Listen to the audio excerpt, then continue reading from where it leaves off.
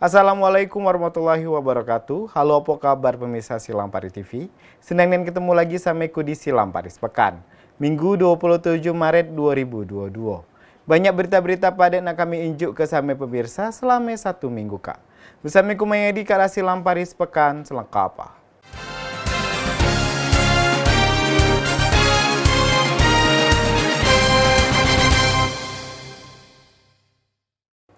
Kita langsung ke berita yang pertama. Penyidik Kejaksaan Negeri Kota Lubuk Linggau nangkap 3 tersangka kasus tindak pidana korupsi, pungutan dana penguatan kepala sekolah di Kabupaten Musirawas. Diduga 3 tersangka yang ditahan terkait dengan kasus korupsi diklat penguatan kepala sekolah Disdik Musirawas sebesar 428 juta rupiah. Kepala Kejaksaan Negeri Lubuk Linggau, Willy Ade Khaidir, tim penyidik tindak pidana khusus Kejaksaan Negeri Pitsus Kejari Lubuk Linggau, menahan Irwan Effendi selaku Kepala Dinas Pendidikan Kabupaten Musirawas.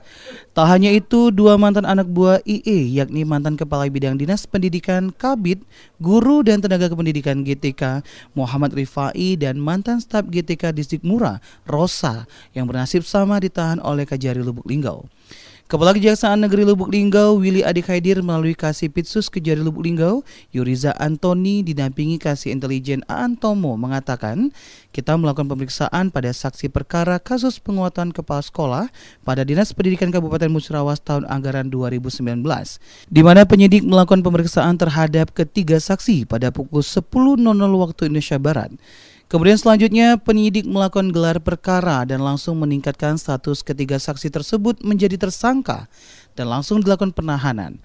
Berdasarkan hitungan Badan Pengawasan Keuangan dan Pembangunan BPKP, terdapat kerugian negara sebesar 428 juta atas kasus ini. Dalam hal ini juga penyidik melakukan penahanan dalam 20 hari ke depan ketika tersangka terancam hukuman di atas 5 tahun penjara, sebagaimana dalam Undang-Undang Tindak Pidana Korupsi dengan Pasal 2, Pasal 3, dan Pasal 8. Alasan dilakukannya penahanan ada 2 alasan, yaitu alasan subjektif dikhawatirkan tersangka melarikan diri dan mengurangi perbuatan, sedangkan alasan objektif ancaman hukuman di atas 5 tahun. Musirawas tahun 2019, mana penyidik tadi pada pukul 10 telah melakukan pemeriksaan pada saksi, kemudian selanjutnya penyidik melakukan gelar perkara langsung meningkatkan status ketiga saksi yang menjadi tersangka. Dengan selesai dari pemeriksaan tersangka langsung dilakukan penahanan. Tersangka inisial I, dia selaku pengguna anggaran. Tersangka kedua R selaku PPTK kegiatan. Yang ketiga inisial RS selaku admin dalam kegiatan tersebut. Jadi tersangka dilakukan penahanan dalam 3 penyidikan. Jadi penyidik melakukan penahanan selama 20 hari.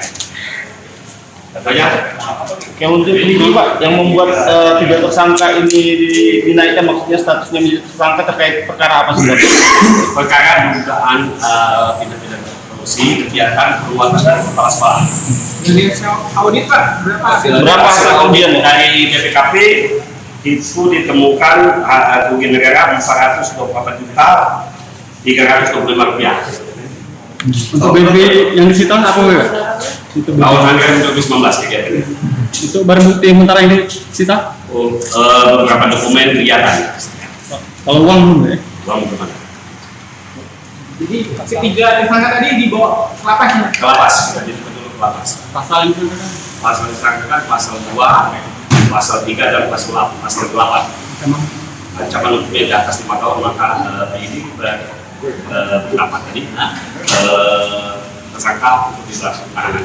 Alasan kita melakukan secara seperti apa? Ya, alasan subjektif dan objektif. Alasan subjektif khawatir tersangka melarikan diri mengulangi perbuatan, objektifnya karena ancaman hukuman di atas 5 tahun.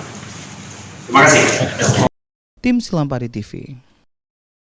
Satreskrim Polres Musirawas berhasil nangkap siko uang dari 3 pelaku maling buah sawit milik perusahaan perkebunan di Musirawas. Pas nangkap, polisi ngambil sejumlah barang bukti, termasuk senjata api rakitan laras panjang yang digunakan pelaku pas nak maling. Penangkapan ini atas laporan pihak perusahaan kelapa sawit yang berada di Kecamatan Tiang Pungpung, Kepungut, Kabupaten Musirawas, di mana pihak perusahaan memergoki aksi kawanan pencuri buah kelapa sawit di lahan perkebunan perusahaan. Oleh para pelaku yang ketiganya berusaha melawan dan menodongkan senjata api rakitan laras panjang kepada satpam perusahaan. Polisi akhirnya bergerak cepat dan berhasil meringkus 1 dari 3 pelaku pencurian pada 15 Maret 2022 di lokasi kebun kelapa sawit. Dari pelaku yang berhasil ditangkap berinisial HR berusia 37 tahun warga desa Simpang Gegas, Temuan. Polisi juga menyita barang bukti berupa 75 janjang buah kelapa sawit seberat 975 kg atau jika diuangkan mencapai Rp3.200.000. Tidak hanya itu, polisi juga mengamankan sepeda motor yang digunakan untuk mengangkat buah kelapa sawit, senjata api rakitan laras panjang beserta perlengkapan racikan amunisi. Hingga saat ini polisi masih memburu 2 orang rekan pelaku lainnya yang ikut terlibat dalam pencurian ini. Atas perbuatannya, kini pelaku diamankan di ruang tahanan Mapolres Musirawas dan dijerat dengan pasal 365 KUHP dengan ancaman hukuman maksimal 9 tahun penjara. Kami dari Satreskrim Polres Musirawas rilis untuk kejadian semalam, yaitu adanya pencurian dan kekerasan buah sawit di PT Eva yang ketiga tersangka semuanya menggunakan senpi. Jadi dengan kronologis bahwa ketiga tersangka mencuri buah sawit yang sudah dipanen oleh perusahaan dengan cara menodongkan senpi kepada pekerja. Namun di situ bisa diamankan 1 TSK inisial HR dan yang 2 lagi melarikan diri. Untuk BB kita amankan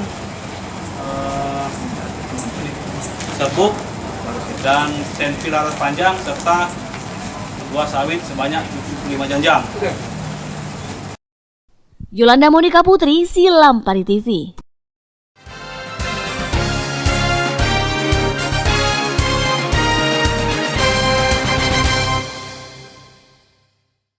Terima kasih pemirsa, masih di Silam Paris Pekan. Kebakaran terjadi lagi di kota Lubuk Linggau. Kali ini terjadi di Gang Ruslan RT 10 Kelurahan Bandung Kiri, Kecamatan Lubuk Linggau Barat 1, pas Minggu 20 Maret 2022 sekitar jam 10 pagi dan mengheboh ke masyarakat. Kebakaran kembali terjadi, kali ini terjadi di Gang Ruslan RT 10 Kelurahan Bandung Ujung, Kecamatan Lubuk Linggau Barat 1. Minggu 20 Maret 2022 sekitar pukul 10.00 waktu Indonesia Barat. Meludeskan 1 unit rumah milik Fauzi. Pada saat kejadian, rumah dalam keadaan kosong. Karena pada saat itu Fauzi sedang berjemur, karena Fauzi sudah sakit sejak 2 tahun yang lalu. Sedangkan istrinya bekerja menjadi ART di rumah yang tidak jauh dari rumahnya. Dan anak dari Fauzi sedang pergi untuk menjemput adiknya sekolah. Pada saat kejadian kebakaran, ada 1 unit mobil pemadam kebakaran yang memadamkan api. Dugaan sementara api berasal dari adanya konsleting listrik pada meteran listrik di rumah Fauzi. Korban kebakaran Zuria mengatakan, kejadian kebakaran ini terjadi suami saya lagi berjemur di depan dan saya sedang bekerja. Saat kerja ada tetangga yang memberikan informasi. Ini memang karena konsleting listrik dan memang atap rumah ini bocor sehingga besar kemungkinan kebakaran ini karena konsleting listrik. Yang lagi berjemur, lagi kerja cepat di dokter tuh kan lagi gosok kemarin tuh. Ada anak-anak sama ibu-ibu rumah tangga sika bawa motor dia ngejar cepat kan. Lagi di luar, lagi berjemur. Itu ngomong biasanya dia tidur di sini. Jadi posisinya lagi di luar, alhamdulillah kan dia selamat. Api itu ya Allah, nengoknya cak apa baik mbak. Dak kati ini mana ada tersel barang yang berharga kan di sini. Di dapur itu tahulah. Berarti ini tersisa tuh lah minta bantuannya tadi. kontrak listriknya. Tidak, aku mau ke slide di sini nah. Karena ini ada atapnya ada bocor juga, rumah lama juga kan. Itu meteran sudah diganti, sudah diganti meteran baru. Yolanda Monika Putri, Silampari TV.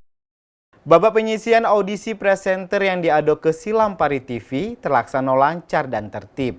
Dari acara babak penyisian terpilih 20 finalis yang dapat melaju ke babak grand final tanggal 30 Maret 2022 KG.